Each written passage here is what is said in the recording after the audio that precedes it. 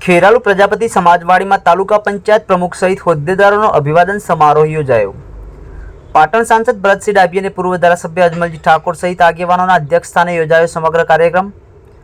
Kheralu APMC પ્રમુખ રામજીભાઈ ચૌધરી, ભીખાલાલ ચાચરિયા અને નગરપાલિકા પ્રમુખ મોહિનીબેન પંડ્યા સહિત ભૂપતજી ઠાકોર ડભોડા સહિત આગેવાનો સ્ટેજ પર હાજર રહ્યા। તમામ આગેવાનોનું સ્ટેજ પર સ્વાગત અને સન્માન કરવામાં આવ્યું। ખેરાલુ તાલુકા પંચાયત પ્રમુખ હિરલબેન યોગેશભાઈ ચૌધરી સહિત ઉપપ્રમુખ નીતાબેન ઠાકોર ડભોડા અને કારોબારી સમિતિ ચેરમેન ભરતજી ઠાકોરને આગેવાનોએ ફુલહાર અને શાલ પહેરાવી સન્માન કર્યું।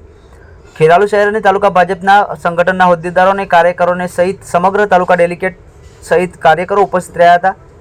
કર્મચારીઓ પણ ઉપસ્થિત રહ્યા હતા। કાર્યક્રમમાં વક્તાઓએ ખેરાલુ તાલુકાના ગામોના વિકાસની વાતો અને પ્રવચનો આપ્યા હતા। કાર્યક્રમ પછી સમૂહ ભોજન બાદ તાલુકા પંચાયત પ્રમુખ, ઉપપ્રમુખ સહિત કારોબારી સમિતિ ચેરમેને ખેરાલુ તાલુકાના સેવા સદન ખાતે ઓફિસમાં કાર્યભાર સંભાળ્યો હતો।